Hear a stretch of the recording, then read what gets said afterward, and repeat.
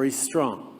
Today, we are gathered here to contemplate whether we are in the stages of the fourth industrial revolution about to begin.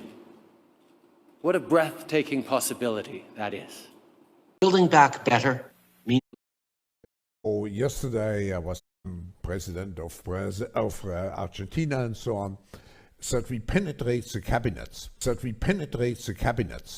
So yesterday I was at a reception for Prime Minister Trudeau, and I know that half of this cabinet, or even more half of this cabinet, are actually young global leaders of the World Economic Forum. And that's true in Argentina too. Wow. Yeah. Sorry. That's true in Argentina as well.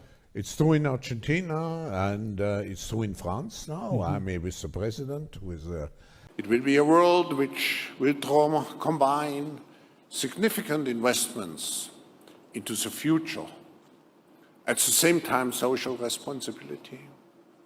It will be a young world. It will be a digital world. Now, who could represent such a world better than you, Prime Minister?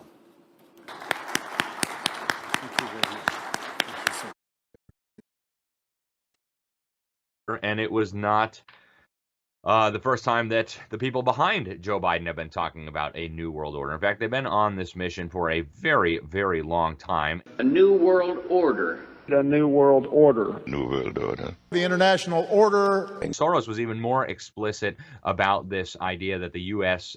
Cannot be in charge of the world order anymore. They need crises and more crises, and they want to collapse the economy, collapse the dollar. They want to move us over to a cashless society. They want to undermine all of your freedoms.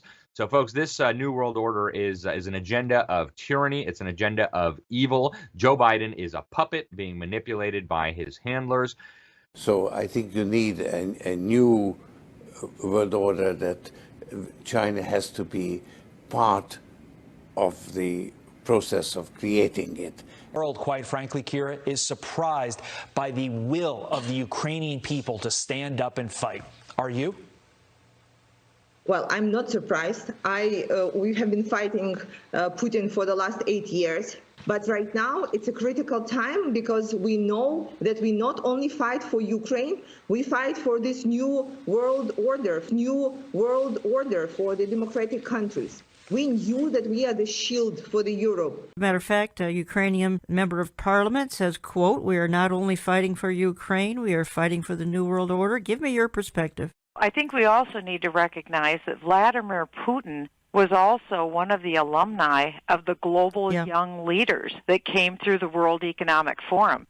We see that with Putin, that he is one of them. But there's also, for instance, a journalist in Ukraine who also was one of these young global leaders. And she's been actively calling for the United States and the European Union to get engaged. We saw it just recently in Canada with Prime Minister Trudeau and the Deputy Prime Minister, Christina Freeland, and half of the cabinet of Canada, all of whom are graduates of the World Economic Forum Young Global Leader Program. When I mention now names like Mrs. Merkel, even Vladimir Putin and so on, they all have been young global leaders of the World Economic Forum. Mm-hmm. But what we are very proud of now is the young generation, like Prime Minister Trudeau, President of Argentina and so on, that we penetrate the cabinets. So To China must participate, and every industry from oil and gas to tech must be transformed. We need stronger and more effective government. We must build entirely new foundations for our economic and social systems. This is all direct from Klaus Schwab, the head of the World Economic Forum. Our old systems are not fit anymore for the 21st century. It has laid bare the fundamental lack of social cohesion, fairness, inclusion, and equality. Now is the historical moment, the time, not only to fight severe virus, but to shape the system for the need for the post-corona era. He goes on to say that the most important issue is a shift in all of our mindsets. And they're not kidding. If you want to know what kind of shift they're talking about, basically just take all the things that the Bible talks about, you know, man, woman, family, mother, father, children, private property, be fruitful and multiply, all those things that God teaches in the Bible, flip them exactly upside down, and voila. You understand the new mindset that they are pushing us toward. Schwab himself explained what this means in 2016. He said it's a revolution that will fundamentally alter the way we live, work, and relate to one another.